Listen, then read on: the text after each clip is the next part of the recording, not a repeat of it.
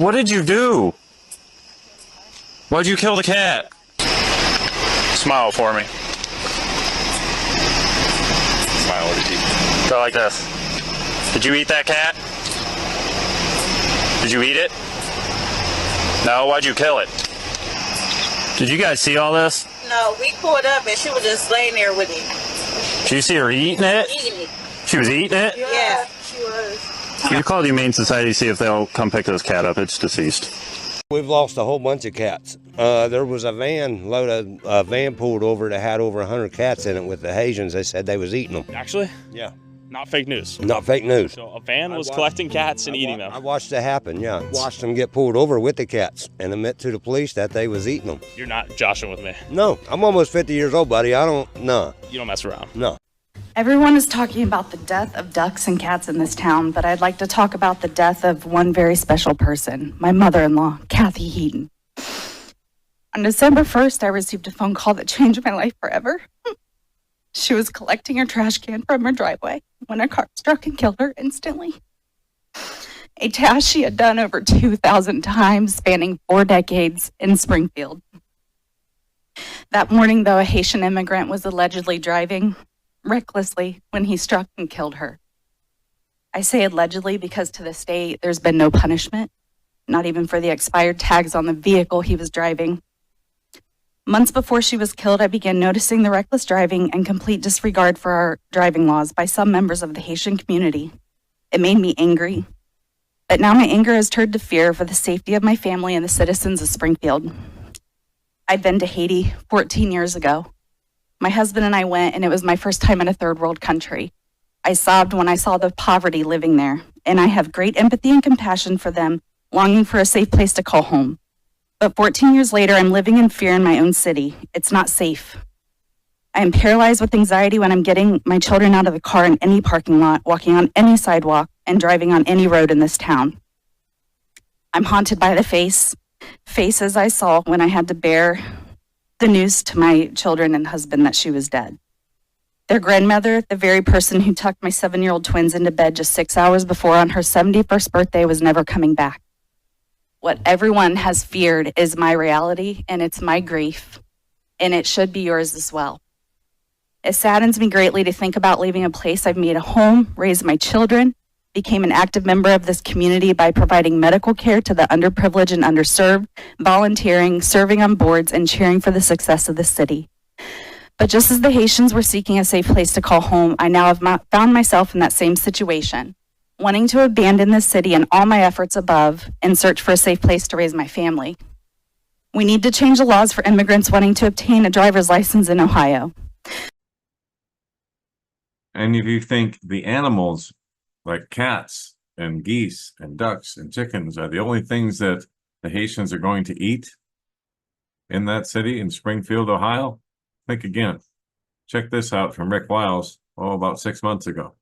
Express, Haiti violence sees police attacked with machetes as gangs wreak havoc in Port-au-Prince. Haiti's never a stable place. I haven't been to Haiti for 11 or 12 years. It was wild and crazy 12 years ago. A very violent place, not a safe place to be. It's gone completely out of control now. The prime minister is hiding. He's out of the country. He can't even go back. He'll be killed if he goes back. He's in Puerto Rico today. He can't go back to his own country. Right. It's in total chaos there. Basically, the gangs are in charge. Non faire un génocide. Si Ariel Henry pas démissionné, si la communauté internationale là continue à supporter Ariel Henry, il a mené nous directement dans une guerre civile et cap déboucher sur un génocide. And this headline actually changed over the past couple days. The original headline had accusations of cannibalism taking place in Haiti among the gangs. A state of emergency has been declared in the country after gangs attacked 2 prisons, setting criminals free. It is now thought that 80% of the Haitian capital is controlled by these gangs.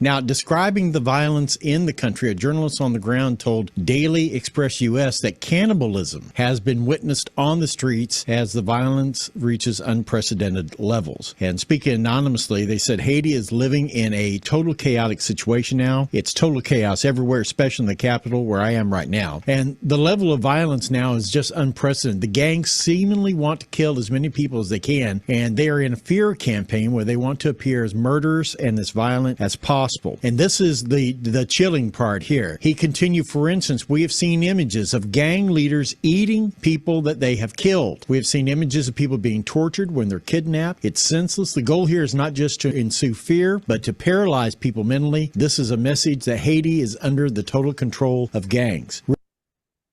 It also has to do with voodoo rituals and summoning demons and getting power and strength from the other side, as they might say. As you would see in this article here from the Smithsonian. Explore the timeless world of voodoo deep within the caves of Haiti. Photographer Troy Anderson captures the religion that they say has been misunderstood for centuries. No, it is what it is. It's about taking people's power from them through voodoo rituals and using it. It's a form of witchcraft is what it is, and it uses animal sacrifice like you would see in this article here. Shedding light on voodoo rituals in Haiti. Warning, some readers may find these images of animal sacrifice graphic. And it's not just animals, guys. It's people, too. They think they get power from eating their conquered enemies. And especially if they have tortured them and, gotten their adrenaline levels way up. Think adrenochrome. So let's listen to the rest of this, and then we'll move on. Rick, did you expect to hear a cannibal story today? No, but coming out of Haiti, I'm not surprised. Haiti has been under the spell of voodoo for centuries. And Haiti is not under the total control of gangs. Haiti is under the total control of Satan. Amen. That's right. It doesn't get more demonic than cannibalism. When the violence is so great that the murderers are eating their victims, you know that the demons are running wild in that country. There's no presence of Christ there. I mean, there are churches. They don't have the spiritual strength to hold back the invasion of wickedness. And so Haiti it's a country that is completely demonic. And do you think the American churches in the state that they're in have any spiritual strength to hold back these things? America has no clue what they're dealing with. American Christians have no clue what they're about to be dealing with and what they are dealing with right now in their communities, as I just showed you in those videos. They're thinking about moving out of the city of Springfield, Ohio, the small town, I guess you could say, because they no longer feel safe there. And one of the reasons is because of all this voodoo, and they don't have any knowledge of spiritual warfare. I've got a free book on my website. It's in the bottom of every video in the description. And hardly anybody's looking at it these days when they need to be. Demons are very real. I've seen them up close and personal. Okay? As they were trying to tell me that they were going to kill all my children. And these things that they summon are real. That's why they're killing animals, killing cats, and eating them while they're still alive, in a lot of cases, while the heart's still beating. And of course, there's voodoo dolls. All these things are real. They use these things. This is why you have to be sealed in Jesus Christ. You have to have God's seal, or these things will come. They're coming. They are coming. They're already here, but I'm just saying, we haven't seen anything yet. And nobody's prepared for it. Everybody's still walking around like somehow it's going to, walking around like zombies, which is where the zombie movies come from, is from this voodoo religion, this voodoo culture. Go look it up. Go do some research. You need to, so you know what you're up against. And there's a video here. Haitian voodoo's followers sacrifice animals at Easter ceremony. Hundreds of Haitian voodoo followers gathered on Sunday to show their devotion to their gods through animal sacrifices, music, and dance. It's right there in the mainstream media on Euronews. I don't know what else to tell you. And this was in 2018. Now they're here. And what you're seeing in Ohio is going to get much worse. And look at the gangs in Colorado, the Venezuelan gangs. They're also taking over hotels in Texas now. Jeremiah 51's here, guys. And I suggest you go read it. In fact, let's go take a look at it real quick, shall we? I'll type it in and we'll go look it up together. Thus says the Lord, behold, I will stir up the spirit of a destroyer against Babylon, against the inhabitants of Lev Kamai. I will send to Babylon winnowers, and they shall winnow her, and they shall empty her land, when they come against her from every side on the day of trouble. Let not the archer bend his bow, let him not stand up in his armor, spare not her young men, devote to destruction all her army. They shall fall down slain in the land of the Chaldeans, and wounded in her streets.